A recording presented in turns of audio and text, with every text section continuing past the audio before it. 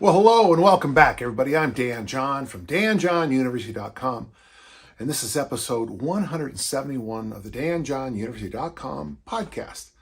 Each and every week, I sit down, answer these great questions you send in, and it's always an honor. This first question comes from Phil, and he says this: I know you teach both in the U.S. and on our side of the pond over here in the U.K., Ireland, and Europe, and no doubt many other places too. What sort of cultural adjustments do you find yourself making when you move from place to teach to help your messages reach your audience in as impactful a way as possible? Boy, I didn't realize this would be such a good question, Phil. So thank you. It can be tough. There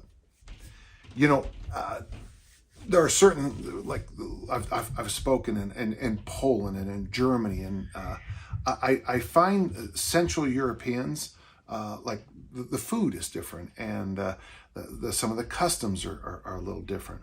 When I teach in England and Ireland, one of the things that really gets me is how, it's going to sound silly, but how very dangerous it is for someone like myself who drives on the right side of the road to move to a culture that drives on the left side of the road.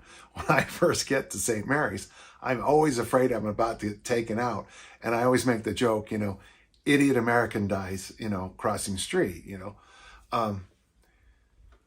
One of the things, for example, the Irish are so very kind, and they have great senses of humor, but they're also they're not like the television Irish. They're a little bit more reserved. I enjoy the Brits and the people from the Netherlands very much. So the most important thing I can do when I'm in another culture is I have to turn off my stupid jokes, my idiotic puns, my dad jokes.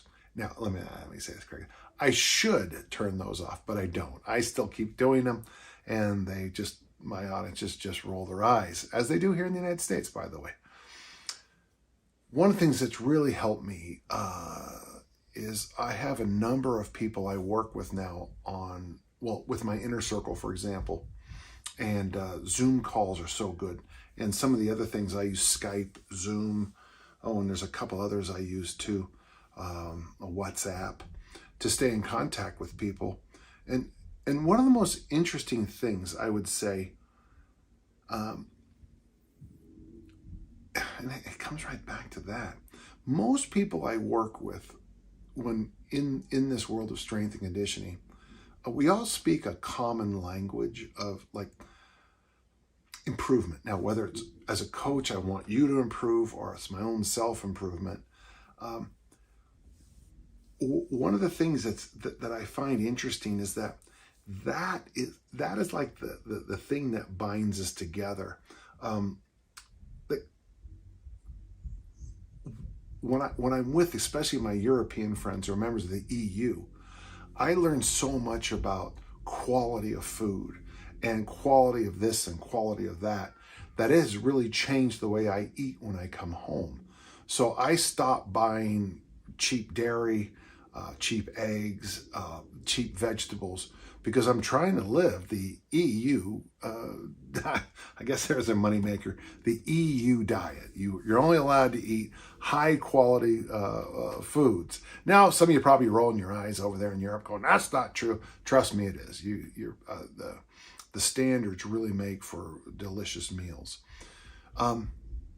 In the weight room, this is something I would say, and this would be the tough one when I'm doing hands-on, is my European brothers and sisters, maybe it's because they don't play American football, I don't know what it is, seem to be a little bit more tentative about getting in and attacking the big loads. Whereas Americans tend to just like, well, you did it, I'll do it. I don't know where that comes from. But that would be the biggest difference for me. I've learned so much from going to Ireland and England and all the other countries I've been in Europe. I tell you the Nordic, I'm on this thing, somebody wrote a thing called the Nordic diet, but I do it too. When I leave these places, I'm always coming back with, here's what's interesting. They eat this and they look great. What is wrong with American food? Cheap carbohydrates is what's wrong with American food, but we'll move on. But, you know, when I eat in Sweden and Denmark is another Odense, hats off to my friends in Odense. You know, the morning breakfast at the hotel probably has 25 different kinds of what we call here in the United States lunch meats and cheeses and yogurts and granola variations. And when you look at that, you're like, wait a second, didn't that book say you're not supposed to eat that? And yet the people look great and they're happy.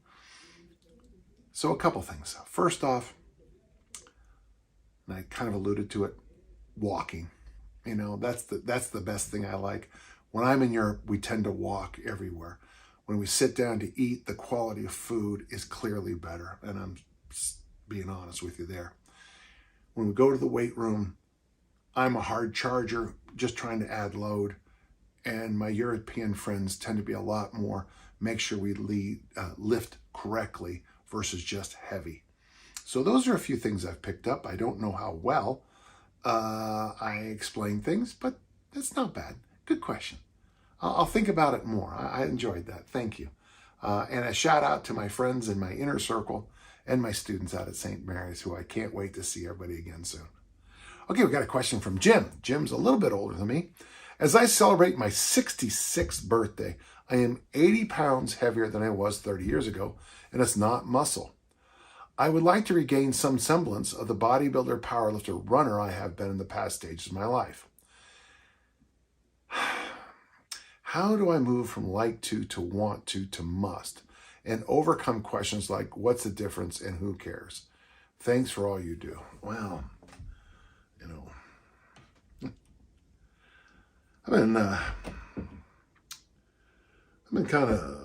I've had a lot of issues in the last few years, my friend Jim, and it's helped me. One of the things that's helped me a lot is that I've been punched in the face by some personal things and a few physical things. And a couple of years ago, I woke up and said, I can hear Leo upstairs fooling around, in fact, as I'm speaking. You know, I want to be around for my grandchildren. That alone, that sentence right there is enough to make everything I do a must. Now, and I'm sitting here, I'm walking with you, Jim, on this. I just got off on this glorious vacation, and, you know, when I travel across the States, you try to eat as best you can, but weirdly, my body weight had gotten way down on this trip, and in the last month or so, it blossomed back up, and I'm like, what's going on? And here's what's nice about the situation I'm in, is once I found out about this thing that's happening with my family, one of my daughters is moving, and I suddenly realized that, well, if I want to see my grandchildren, I'm going to have to travel a lot and be ready to go when I get there. And for me, the grandchildren help me with my must.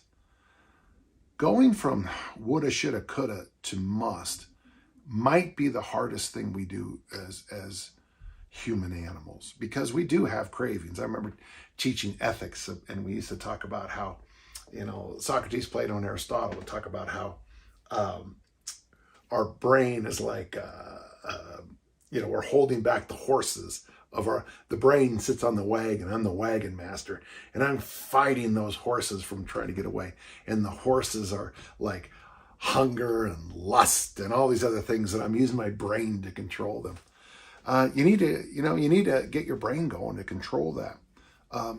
I'd like to invite you to consider doing my goals course over there at Dan John University, because what'll happen is one of the things that's going to help you a lot is that you're going to do this thing called the 2 numbers assignment, besides a few other things. The 2 numbers assignment is when every day I open up my journal and I write these 2 numbers of what I want to be when I grow up. And what I want to be when I grow up is I want to lift as a 96 kilo lifter, and I also want to make a certain amount of money, a very large amount of money. And so every day I come up with ideas and ways to work on that. That few minutes of morning journaling, when I think of ways to bring my body weight down, when I think of ways to increase my income in fairly too, not on the backs of some poor people, but fairly and honestly earn my living. That just gives me tremendous energy, and it also helps me keep my vision in the right direction. I wouldn't say I'm a laser beam of focus, but I'm trying to get myself away from all the noise over here, all the noise over here, and get myself inside this kind of parameter. I want to be here. I know it's kind of vague, Jim. Let me just say I'm walking with you. You know, I had a few things happen to me, and it was in a kind of I wouldn't say a dark, maybe a dark place in my life. And I woke up one day and I weighed in and I went, you can't survive at this. This is not a place you want to be. And since that day, you know, I've weighed in every day, and over time, I've been watching my weight slowly, like the engineer's diet, rolling averages. Most of the time, you know, if you stand back 2 years, it went like this.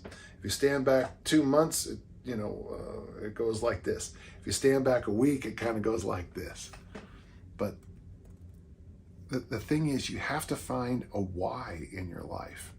I don't know if I should sell the inner circle on the podcast, but of the 12 weeks we gather and talk, I would say the bulk of the weeks, the discussion of why comes up. Why? I mean, seriously, 30 years ago, you were 80 pounds less. And, what got you there? You are the sum of your habits. What got you there?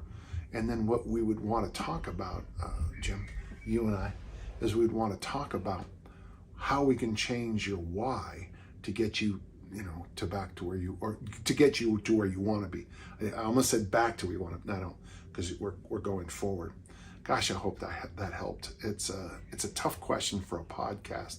It's much more of a dialogue conversation, but I sure appreciate you being so candid.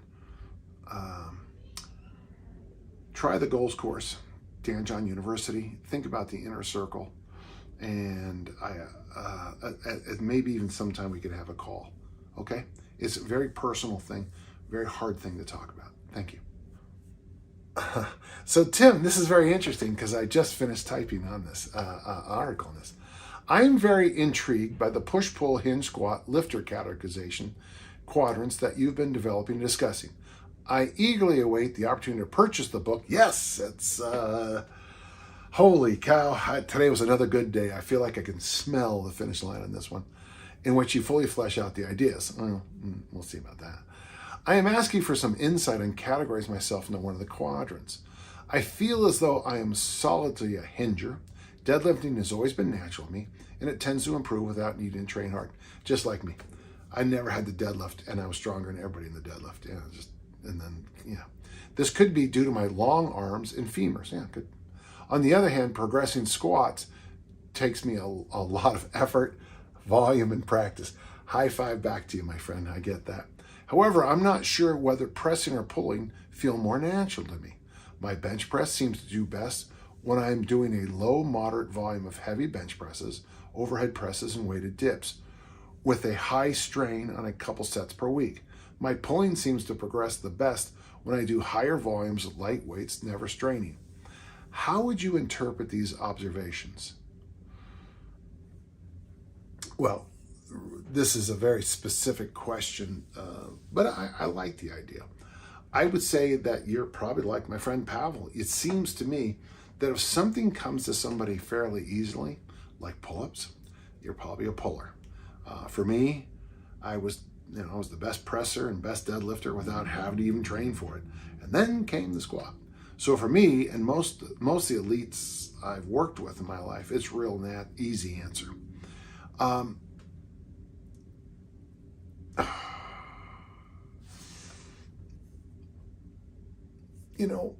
If you really want to make progress, and here's the other nice thing. I just want to, you're asking about how to make progress.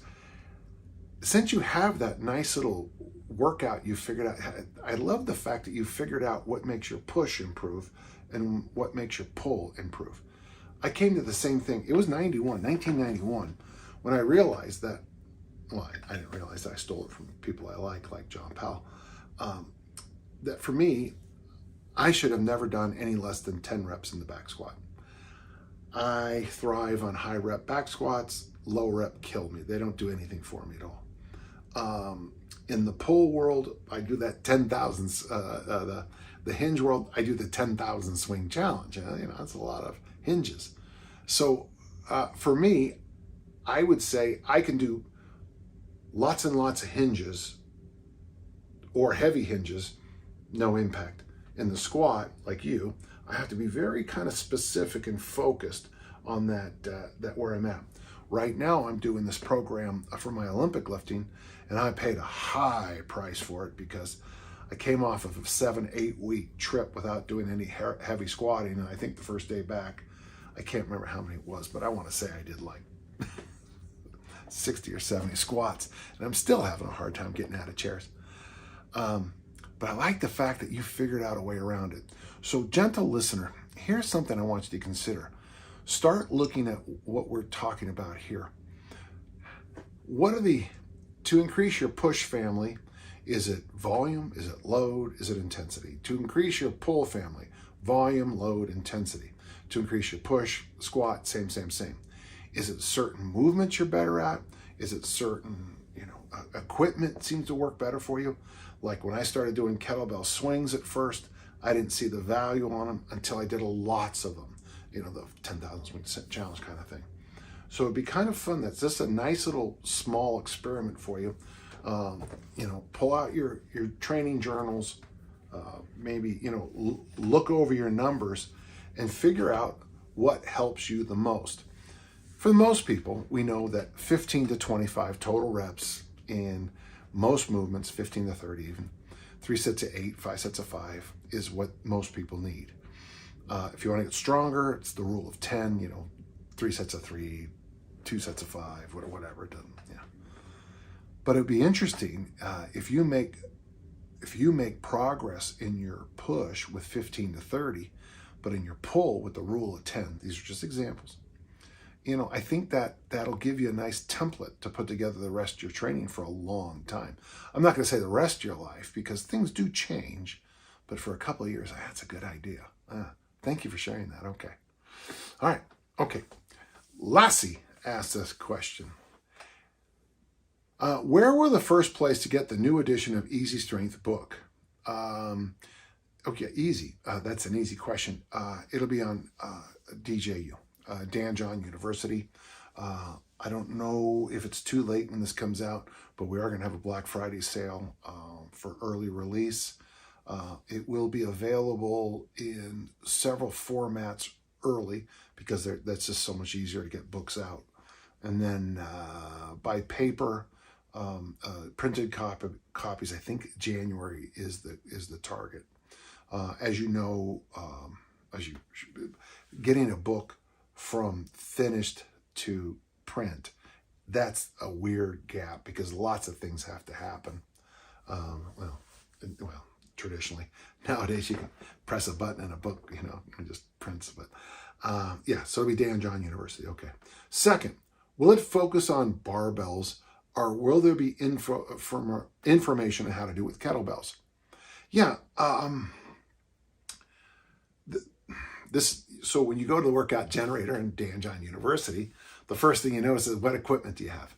The first question I ask if you do an easy strength program is what equipment do you have? The idea of easy strength is this, is that you're going to do reasonable sets and reps, 3x3, 5x2, whatever, with loads that you could do more reps with. You're going to do push, pull, hinge, squat, loaded carry, or whatever works out for you. Go for a walk after and come back and do that workout and do that workout and do that workout.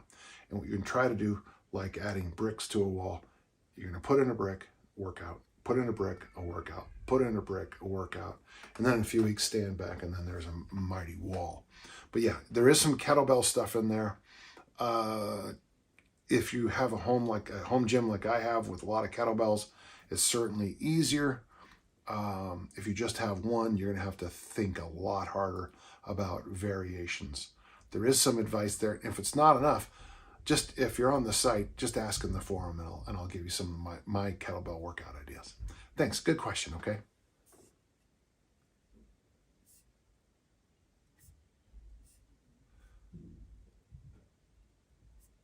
Okay.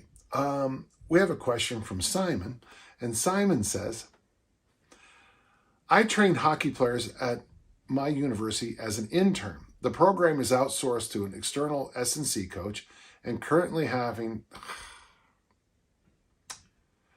doing a bodybuilding training program. Legs and shoulders, back and chest split, where they do 5x5 back squat on Monday, 5x5 deadlift on Tuesday. They back squat on Monday and deadlift on Tuesday? Wow. Yeah, it's doable. Yeah. What is your opinion on program heavy deadlifting the day after heavy back squatting? Well, now, I don't want to get into anybody else's stuff, but I don't know. You know, Mike Boyle's a good friend of mine. He's a very good hockey strength coach, and he clearly, people think we disagree. I don't. Everything he does is, he does a lot of single leg stuff for his hockey players, because in hockey, it's single leg work. And he focuses very hard on variations of the split squat and variations of, a lot of single leg deadlifts and things like that. I don't want to talk about another coach's program. I never liked that, my friend. I just don't. But as a strength coach, back squat followed by deadlift can be tough. We used to use Jim Wendler's 5-3-1 program, but the upside of that is that there's only 1 week a month where you do those higher reps. He then follows up, should programming them back to back be avoided, or is it optimal to have a day or more? Yeah, Matthew Tone's new book, which I thought was right here, but here's his older book, the one on strength, or his book on training golfers.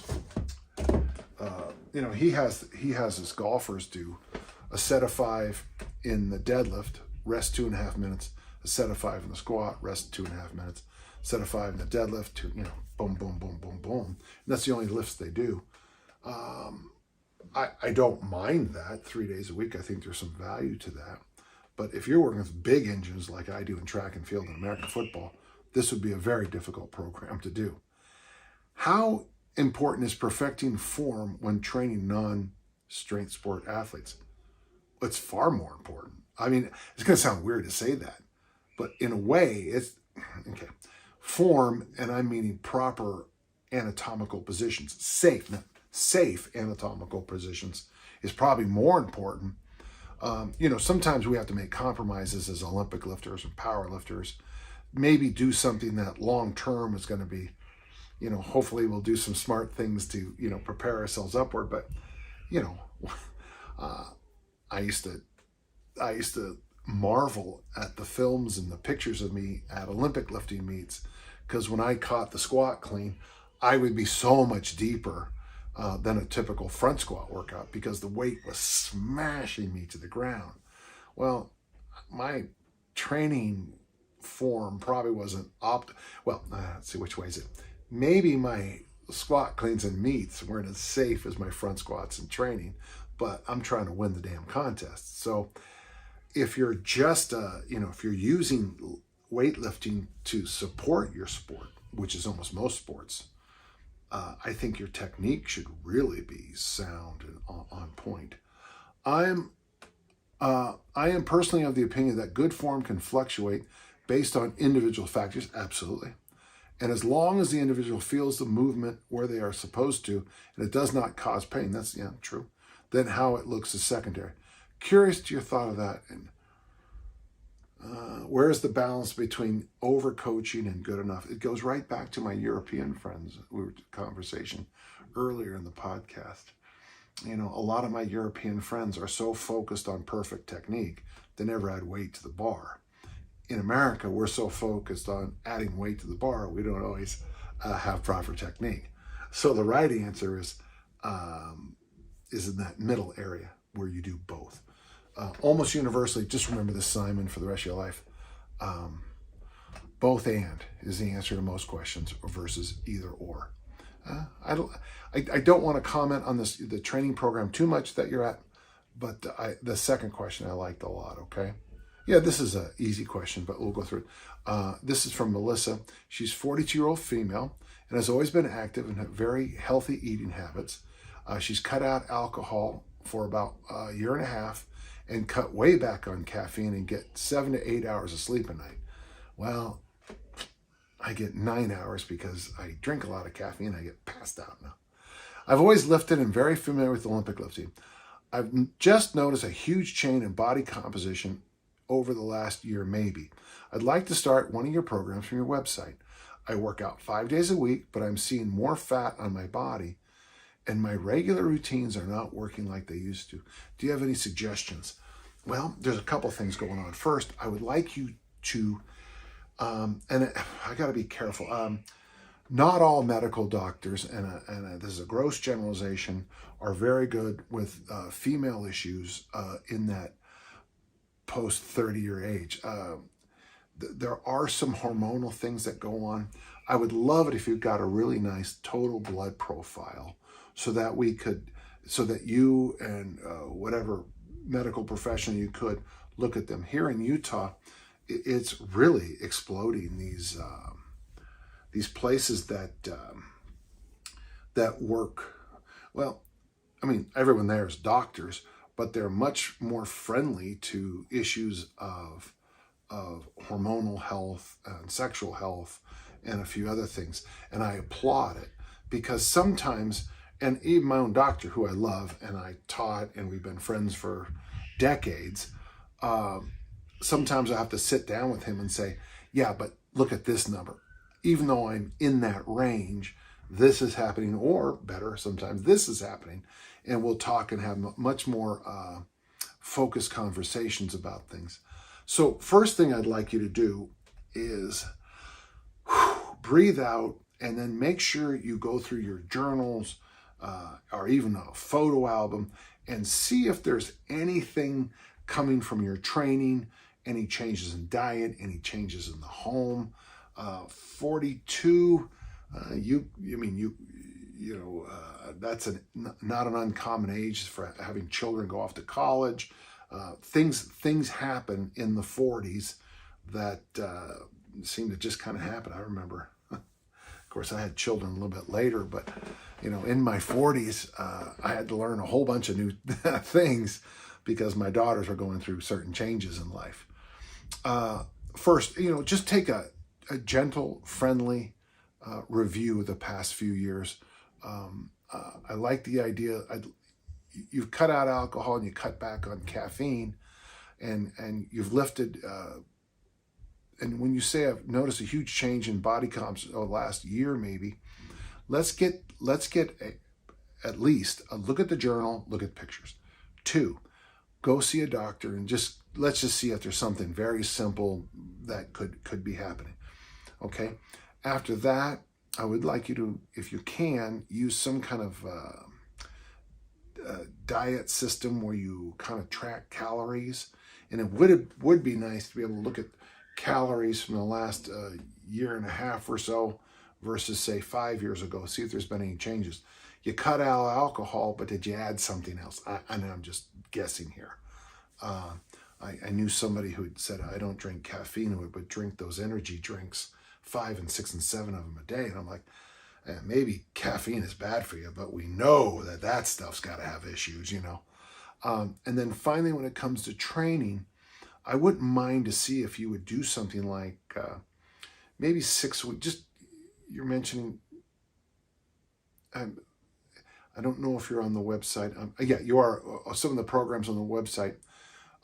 Try just a couple of weeks while you're doing all this. Just go to the workout generator and just do some very basic workouts and walk at the end of them, and maybe even ease off on your overall training load. Maybe lift 3 days a week, walk after every one of those workouts, and then toss in a short walk, maybe 2 or 3 other times a day and a week. And if you can get one nice long one each week, that'd be great too. And just let And just maybe, let's see if we can turn down the training noise while you get these, while you see a doctor, you see a dentist, see an eye doctor. I always recommend those three. And let's see if there's something there that is fixable. And if not, let's see if just ramping down the training and keeping it on calories can help. Things happen. Life changes. And sometimes the answer is so obvious, it's kind of funny to look at. All right, I hope that helped. Good question, Melissa. Brigu, who I think asked questions before. I help a few tennis players with their strength training. When doing exercises like military presses, chin-ups, and bench press, it is clear that they favor their playing hand. What are the unilateral exercises you would recommend to correct this imbalance? Or is this imbalance okay? Well, okay. Now, yeah, if you're an elite athlete, there's going to be imbalances. That's the bottom line. I've mentioned this a million times about my own self. I mean, I got very strong in my left leg and right arm because, I was a discus thrower. The left leg blocks and the right arm, brings it around. There's nothing new here. The Greeks told us, the philosopher Socrates told us that a discus thrower should throw with both arms to keep symmetry. Having said this, for long-term health, especially in the neck and shoulder area, shoulder girdle, I think it really helps to strive to keep balance in your lifts. Brigo, if you read my work, you'll know that I have a love affair with the one-arm bench press. So I'm bench pressing here, right arm is going to be free. I'm bench pressing here, I bring my thumb into my armpit and I push up. It's, by the way, it's an excellent throwing exercise and probably for tennis players too. And what I'm going to do in this workout is I'm going to look to see my left side versus my right side. I'm a right-handed thrower. I want to make sure this stays within range. One of the ways I do that, I let the off side, the weaker side, dictate the reps. So my strong side isn't always sprinting ahead. Here are the three best exercises I know. I think it's actually, and the first two work best with kettlebells. The single arm press, remember, let the weaker side dictate reps. The one arm bench press, and then the suspension trainer, heels together, knees together, single arm row.